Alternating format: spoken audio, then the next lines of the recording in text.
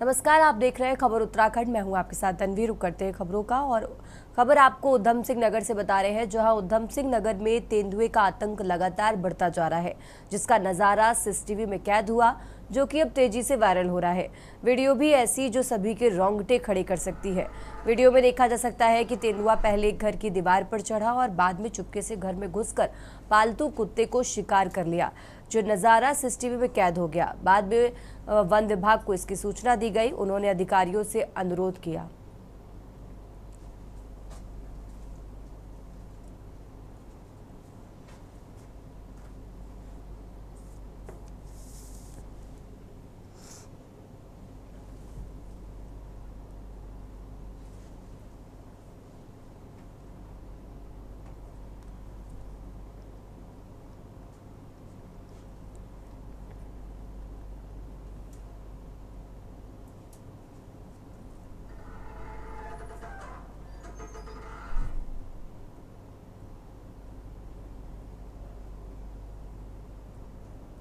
और अब खबर देहरादून से है, जहां देहरादून में नशा तस्करों के विरुद्ध चलाए जा रहे अभियान के तहत दून पुलिस को बड़ी सफलता मिली है। देहरादून पुलिस और एंटी नारकोटिक्स टास्क फोर्स ने संयुक्त टीम ने लगभग 34 लाख रुपए मूल्य की अवैध हीरोइन के साथ एक शातिर तस्कर को गिरफ्तार किया है। कार्रवाई राजपुर थाना क्षेत्र में की गई है। यह अभियान पुष्कर सिंह धाबी के ड्रग्स फ्री उत्तराखंड विजन के तहत चलाया जा रहा है।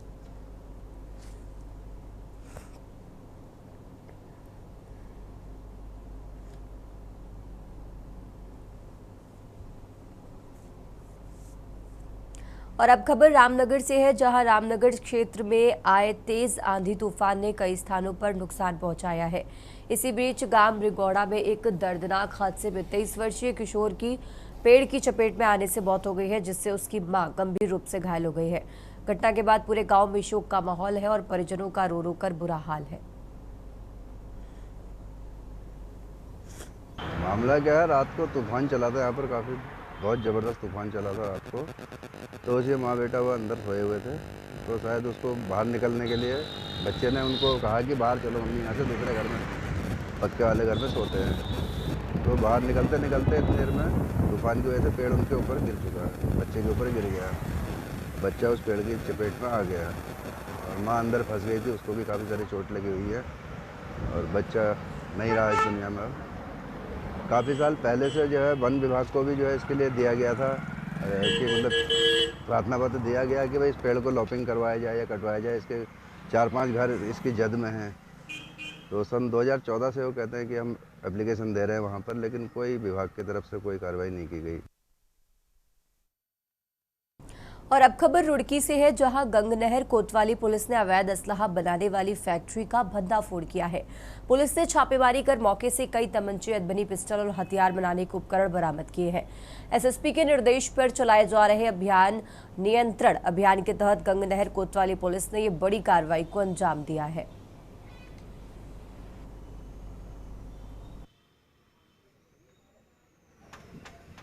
ये मुखबिर से सूचना मिली थी पुलिस को, गंगनहर पुलिस को, और जब यहाँ पे रेड की गई तो ये सुनारा रोड पे जेपीएस टोटल सॉल्यूशंस लिमिटेड करके एक वर्कशॉप है, उस पर दबिश दी गई।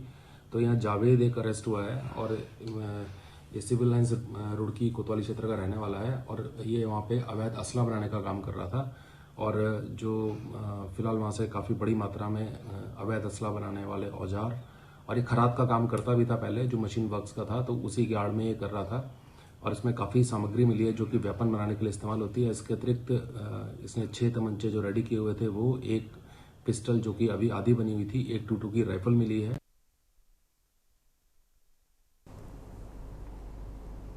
और अब खबर लक्सर से है, जहां लक्सर के सुल्तानपुर में कांग्रेस कार्यकर्ताओं ने भारी संख्या में इकट्ठा होकर गैस सिलेंडर सिर पर रखकर कांग्रेस जिला अध्यक्ष बालेश्वर सिंह की अगुवाई में बीजेपी सरकार का पुतला फूका और बीजेपी सरकार पर गंभीर आरोप लगाए।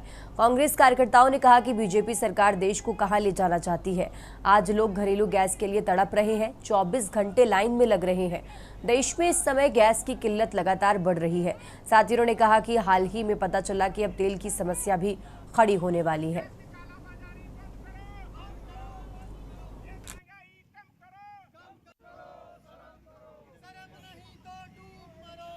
मीडिया पे हम देख रहे हैं, प्रिंट मीडिया में भी हम देख रहे हैं कि लोग हुए मर रहे हैं गैस के लिए। आखिर इस मोदी सरकार चाहती क्या है इस देश के आवाम से, आम जन से? जितनी भी जन समस्याएं हैं, चाहे वो नौजवान की हो, चाहे रोजगार की हो, चाहे ये गैस की हो, अब सुनने में आ रहा है कि इससे भी बड़ा संकट तेल का आने वाला है। अभी हमारे जिलाध्यक्ष ने बताया है बिजली का, एक विधायक ने हमारी आवाज़ उठाई सड़क से लेकर सदन तक, हमारे कांग्रेस के विधायकों ने आवाज़ उठाई कि सरचार्ज माफ हो, और ये जो बड़े बड़े बिल आ रहे हैं जिनमें बड़ी धांधली है, ये हाफ हो। तो ये तमाम जन समस्याएं हैं जिन्हें लेकर कांग्रेस हमेशा सड़कों पर रही है। और अब खबर उधम सिंह नगर से है, जहां पुलिस ने असलाहा सप्लायर बंटी कोहली और उसके एक साथी को गिरफ्तार किया है। बंटी के पैर में पुलिस की गोली लगी है। घायल बंटी को इलाज के लिए अस्पताल में भर्ती कराया गया है। आरोपियों के पास से कंट्री मेड पिस्तौल सहित 8 तमंचे भी बरामद हुए हैं। का नाम बंटी कोहली है, जो रामपुरा क्षेत्र का निवासी है। ये कल क्षेत्र में दोबारा से असला सप्लाई करने के उद्देश्य से आ रहा है, तो उसके दृष्टिगत एसओजी टीम मोदी मैदान की तरफ चेकिंग की दृष्टि से गई हुई थी। उसी दौरान बंटी कोहली और मनोज कुमार द्वारा पुलिस टीम के ऊपर 4 राउंड फायर किए गए। जवाबी कार्रवाई में पुलिस द्वारा भी उसके ऊपर 4 राउंड फायर किए गए, जिसमें से एक राउंड जो है उसके बाएं पैर में लगा है, जिसकी वजह से वो इंजर हुआ और उसको वो उपचाराधीन है। पुलिस ने मौके से दोनों को गिरफ्तार कर लिया था, जिनके पास से 9 तमंचे, 1 पिस्टल और लगभग 27 कारतूस, अवैध कारतूस। और आगे बढ़ते खबरों में, उत्तराखंड में 2027 के विधानसभा चुनाव को लेकर भारतीय जनता पार्टी ने अभी से अपनी रणनीति पर काम शुरू कर दिया है। इसी क्रम में देहरादून में बीते दिन बीजेपी की एक अहम संगठनात्मक बैठक की गई। इस बैठक के दौरान राष्ट्रीय महामंत्री तरुण चंगू, उत्तराखंड प्रभारी दुष्यंत गौतम, मुख्यमंत्री पुष्कर सिंह धामी और पूर्व मुख्यमंत्री त्रिवेंद्र सिंह रावत और कई वरिष्ठ नेता और विधायक मौजूद रहे। कल प्रदेश भर की संगठनात्मक बैठक देहरादून में हुई और माननीय मुख्यमंत्री जी, हमारे प्रदेश अध्यक्ष जी और केंद्र से दोनों महामंत्री हमारे दुष्यंत कुमार गौतम जी हमारे प्रभारी भी हैं, वो इसमें रहे, और हमारे तरुण चुग जी उसमें आए थे, और बाकी हमारे जितने सांसद हैं वो भी उपस्थित रहे, राष्ट्रीय पदाधिकारी नरेश बंसल जी, और सभी का उसमें रहना हुआ।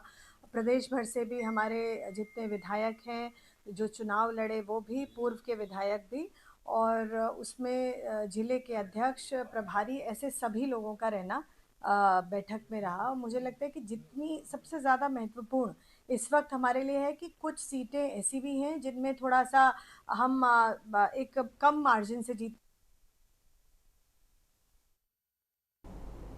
और अब रुक करते अगली खबर का। देहरादून में एलपीजी की किल्लत और बढ़ती कीमतों को लेकर महानगर कांग्रेस कमेटी ने देहरादून के प्रेमनगर चौक पर केंद्र सरकार के खिलाफ विरोध प्रदर्शन किया। महानगर अध्यक्ष डॉक्टर जसविंदर सिंह गोगी के नेतृत्व में कार्यकर्ताओं ने नारेबाजी करते हुए सरकार का प्रतीकात्मक पुतला दहन किया। डॉक्टर गोगी ने कहा कि देश भर में गैस की कमी और लगातार बढ़ती कीमतों से आम जनता परेशान है और लोगों को गैस एजेंसियों के बाहर लंबी कतारों में खड़ा होना पड़ रहा है।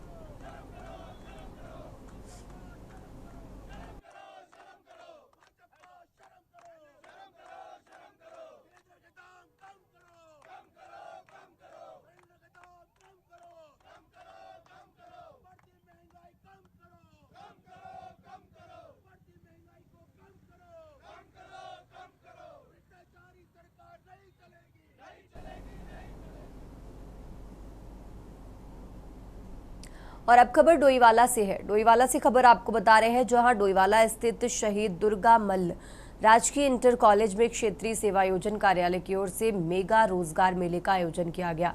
कार्यक्रम का उद्घाटन डोईवाला विधायक ब्रजभूषण गैरोला ने किया। रोजगार मेले में विभिन्न निजी कंपनियों ने प्रतिभाग किया और बड़ी संख्या में पहुंचे युवाओं से आवेदन प्राप्त किए। इस दौरान सैकड़ों युवक युवतियों के साक्षात्कार भी लिए गए।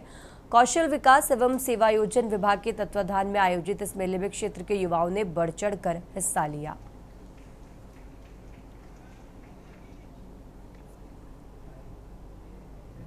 सेवायोजन विभाग के द्वारा आज हमारे डोईवाला में एक रोजगार मेला का आयोजन किया गया है। मैं विभाग के सभी अधिकारियों को बहुत धन्यवाद देता हूँ, आभार प्रकट करता हूँ। और मैं पिछली बार आप सब लोग के संज्ञान में भी है, मैंने तो ये असेंबली में भी ये विषय उठाया था कि हमारे यहाँ पर कितने रोजगार मेले हमारे प्रदेश में लग रहे हैं। भाई जैसे आज ये रोजगार मेला हमारा डोईवाला में लग रहा है, ये राज्य सरकार का निरंतर प्रयास रहा है कि हमारे जो राज्य के युवा हैं उनको हम बेहतर से बेहतर रोजगार के अवसर उपलब्ध कराएं। इसी क्रम में आज डोईवाला में जो रोजगार मेला है, इसमें अलग अलग सेक्टर की कंपनियां आई है, मार्केटिंग, फार्मा की है, मैन्युफैक्चरिंग की है। तो हमारा प्रयास और सरकार का प्रयास यही है कि युवाओं को उनकी शैक्षिक योग्यता, उनकी अभिरुचि के अनुसार जो भी उपलब्ध रोजगार के अवसर है वो उनको उपलब्ध कराएं। और अब रुक करते अगली खबर का। खबर कालाढूंगी से है, जहां कालाढूंगी तहसील के कमोल ग्राम सभा में तहसील प्रशासन कालाढूंगी ने राजस्व की भूमि पर काबिज लोगों को हटाया। बता दें कि 1960 से ये लोग यहां पर निवास करते आ रहे हैं, जिनके पास लाइट, पानी, राशन कार्ड आदि की सारी सुविधाएं उपलब्ध हैं। ग्रामीणों का कहना है कि कालाढूंगी तहसील प्रशासन ने बिना किसी पूर्व सूचना के यहां पर छापा मारा, जिससे वहां पर निवास कर रहे ग्रामीण सिर छुपाने की जगह तरसते नजर आए। वहीं आज ग्रामीणों ने ग्राम प्रधानों के नेतृत्व में एसडीएम कालाढूंगी को ज्ञापन सौंपा, जिसमें तहसील प्रशासन द्वारा मनमानी का आरोप भी लगाया गया था। और यहाँ पर ये था कि पहले ही चिन्हित करने यूपीसीएल के द्वारा कमोला में 2.25 बीघा लगभग भूमि है, वो अपना सब स्टेशन बनाने के लिए चिन्हित की गई थी और नाले के पास लगी हुई वो भूमि है। और जो लैंडिंग क्वेश्चन है वो उस पर जो है वो 5-3 ग श्रेणी में वो भूमि आती है और वो राजकीय भूमि का स्टेटस है उस भूमि का। कमौला ग्राम सभा में हुआ है। यहाँ पर विगत 50-60 साल से कमौला में जो एससी परिवार के लोग हैं वहाँ पर अपना जीवन यापन कर रहे थे और राजस्व विभाग द्वारा बिना प्रधान को नोटिस दिए और ना प्रधान को पंचायत में कोई लिखित नोटिस और कार्रवाई के आते हैं और तुरंत जो खड़ी फसल पर 2 बीघा पर आकर उस फसल को रौंद कर उसमें तारबाड़ करते हैं, जिसमें पंचायतों में सभी लोगों का आक्रोश है कि पंचायत द्वारा इसके बात पर कोई संज्ञान नहीं लिया गया। हमारी ज़मीन 50-60 साल से हम वहाँ पर निवास कर रहे हैं। पिताजी के समय से हमारे पिताजी गुजर गए, फिर भी जिसमें हम खेती और वो पक्के मकान बना के रह रहे हैं, जिसमें प्रशासन द्वारा दिनांक 14 तारीख को उसमें बिना सूचना के, बिना नोटिस के तारबाड़ कर दिया है, जो ये नियम के विरुद्ध है। तो जिसमें हम प्रधान जी को सूचित करके यहाँ पर एकत्रित करके उनकी उसके लिए कार्रवाई करने आए हैं। कमोला में 50-60 साल से 50-60 साल से लोग रह रहे हैं। यहाँ पे प्रशासन ने आके बिना सूचना दिए, बिना नोटिस दिए तारबाड़ कर दी है, जो पंचायत के खिलाफ है और हम इसके विरोध यहाँ पे आए हुए। फिलहाल यहाँ रुकते एक छोटे से ब्रेक के लिए।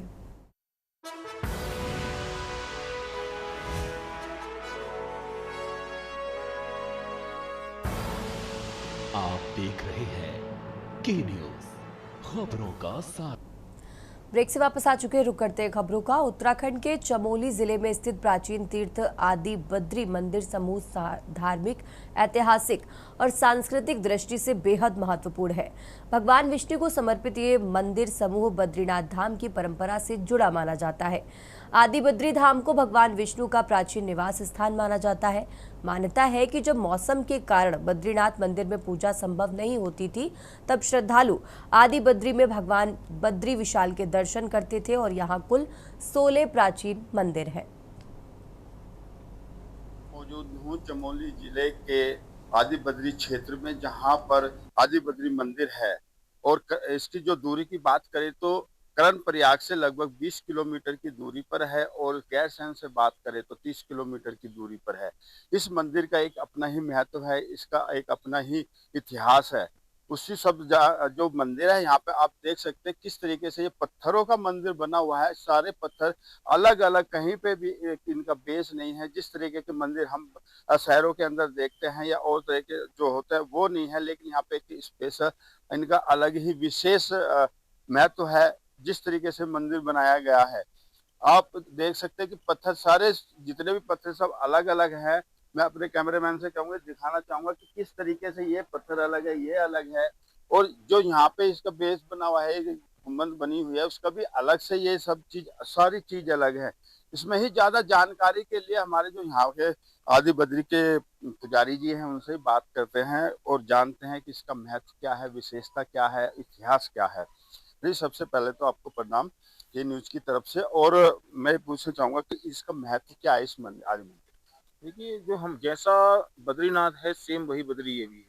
जैसे हमारे अभी आपको पता है कि पंच बद्री हैं, उन पंच बद्रियों का पहला बद्री जो है वो है आदि बद्री, जो अपने नाम से ही पता लगता है कि कितना प्राचीन है। इस मंदिर की जो मेन महत्वता है वो यही है, कोई श्रद्धालु, कोई यात्री, कोई श्रद्धालु कोई किसी कारणवश अगर बद्री विशाल जाने में असमर्थ है या वहां जाने के उपरांत भी प्रभु के दर्शन नहीं कर पाता भीड़ के कारणवश, तो यहाँ आके प्रभु के दर्शन अच्छे से कर सकता है, फल की प्राप्ति वही होती है।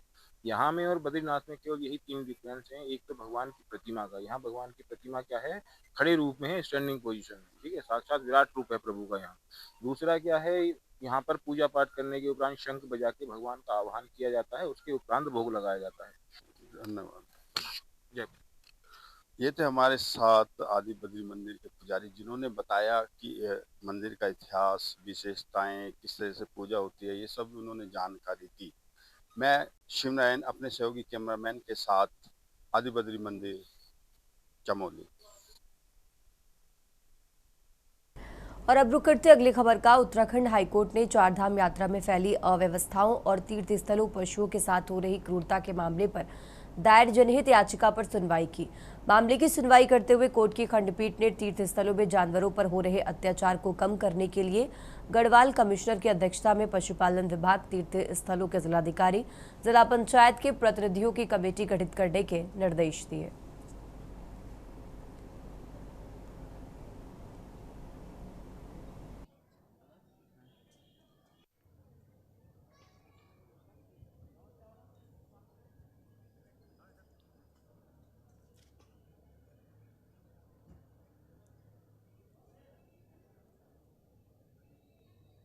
इधर आ जाओ, चले जाओ।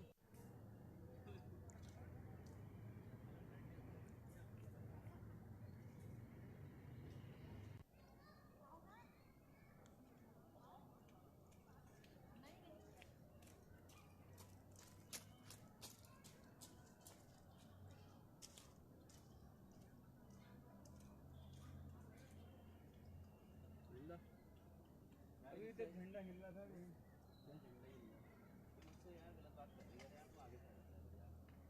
उसका कस्टमर है तो फिर मुझे तो लगा गई हो।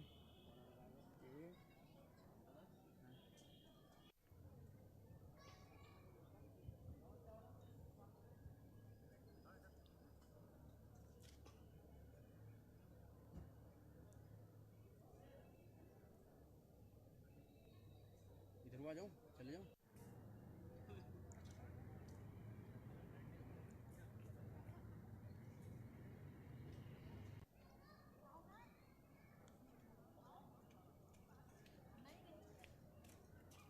जो हमारी तीर्थ यात्राओं में घोड़ों का इस्तेमाल होता है कई स्थानों पर, भले ही वो केदारनाथ हो, हेमकुंड साहिब की यात्रा हो, यमुनोत्री की यात्रा हो, चाहे आदि कैलाश की, लेकिन इनमें घोड़ों के इस्तेमाल को बहुत बेदर्दी से किया जाता है।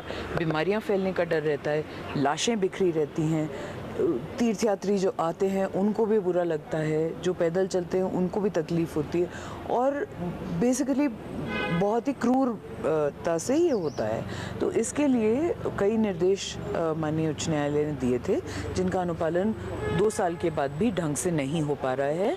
तो हमने ये प्रार्थना करी थी कि एक मॉनिटरिंग कमेटी बनाई जाए। खबर उत्तराखंड में फिलहाल इतना ही। आप देखते रहिए के न्यूज़ इंडिया।